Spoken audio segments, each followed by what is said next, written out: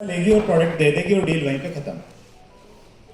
और जो unregulated deposit scheme है वो आपसे पैसा लेगी, शायद प्रोडक्ट भी दे दे दिखावे के नाम पे, लेकिन डील खत्म नहीं होती। वहां पे डील जारी रहती है कि हम आपको हर महीने इतना दे देंगे, एक साल में इतना दे देंगे, 2 साल में इतना दे देंगे।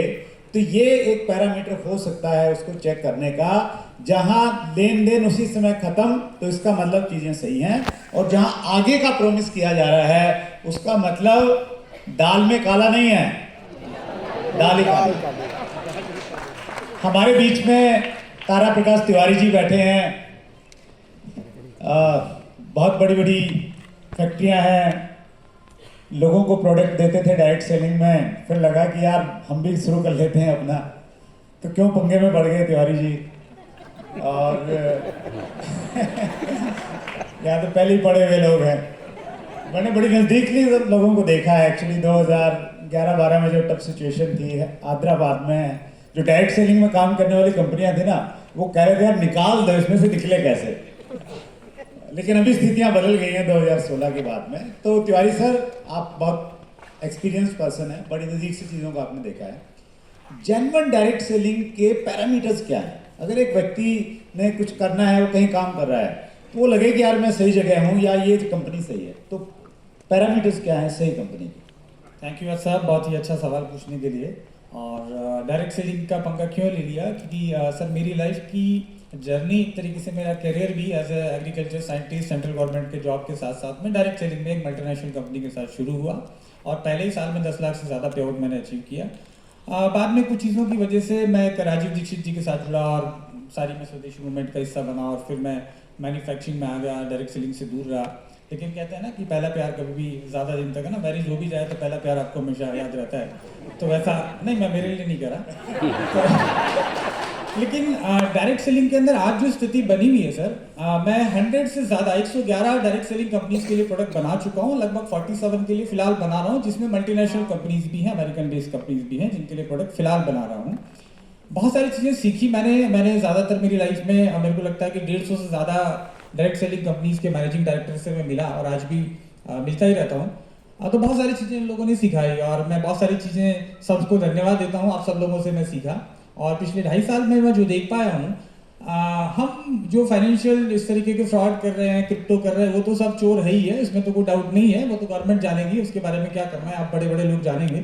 लेकिन मैं तो सिर्फ इतना समझ रहा हूँ कि किसी की बीवी अगर उसको छोड़ के जा रही है या एक्स्ट्रा मैटरनल अफेयर्स कर रहा है, तो कुछ ना कुछ प्रॉब्लम तो रिलेशन में है। डायरेक्ट सेलिंग में बहुत सारे लीडर कंपनीज को छोड़ रहे हैं, अपनी कंपनीज को छोड़ रहे हैं, एक छोड़ के दूसरे प्रोडक्ट बेस में जा रहे हैं, तीसरे में जा रहे हैं, चौथे में जा रहे हैं, और 5वीं में क्रिप्टो में जा रहे हैं, किसी और में जा रहे हैं, क्योंकि वो पैसा नहीं बना रहे। जहां तक मुझे लगता है, मैं राइट, पैसा बहुत कम लोग बना रहे हैं, पैसा नहीं बना रहे वही जा रहे हैं। जो पैसा बना रहे हैं जनरली वो नहीं जाते, और पैसा नहीं बनाने का रीजन है, जैसे सर ने कहा कि मेरे ब्लड में सेल्स है, तो सेल्स ही नहीं है, लोग सेल्स ही नहीं करना चाहते हैं, सेल्स के स्किल्स नहीं सीखना चाहते, नॉलेज नहीं लेना चाहते, बहुत सारी चीजें हैं। तो कंपनीज क्या कर रही है आज, बहुत सारे प्रोडक्ट बेस्ड कंपनीज भी, या मेरे हिसाब से एक अच्छी कंपनी में जो चीजें होनी चाहिए कहीं ना कहीं मिसिंग है।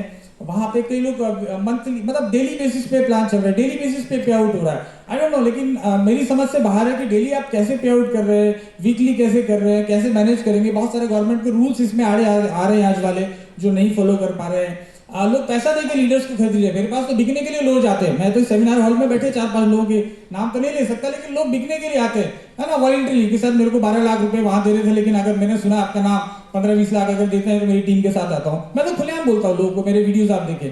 तो ऐसा क्यों हो रहा है, लोग क्यों बिक रहे हैं भाई, ऐसा क्या हो गया इस इंडस्ट्री में?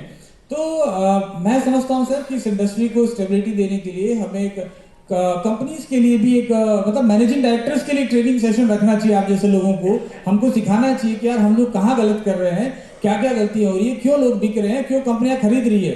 और अनफॉर्चुनेटली सर, मैं कम से कम 4-5 छोटी छोटी डायरेक्ट सेलिंग कंपनीज के एमडीज को जानता हूँ जो अभी कंपनी बंद करके क्रिप्टो कर रहे हैं, राइट। तो लीडर्स की बात नहीं, यहाँ तो कंपनियां बंद हो रही है, कंपनियां क्रिप्टो में जा रही है, तो कहीं ना कहीं तो प्रॉब्लम है।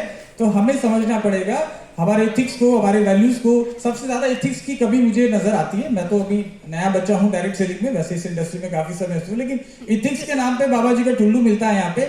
बहुत सारे कंपनियां भयानक अनएथिकल प्रैक्टिसेस कर रही हैं, प्रोडक्ट बेस ही कर रही हैं। तो फिर जब हमारे घर में प्रॉब्लम है तो हमारी बीवी बाजू में देखेगी सर, राइट? सो कहीं ना कहीं मुझे लगता है हम अगर सुधर जाएंगे तो हम क्रिप्टो में जाने से रोक पाएंगे, या जो अनरेगुलाइज जो चीजें उसमें जाने से रोक पाएंगे, अगर हम अपने आप को बेटर कर लें। सर मैं यही मानता हूँ। Thank you so much Tiwari ji. बहुत बहुत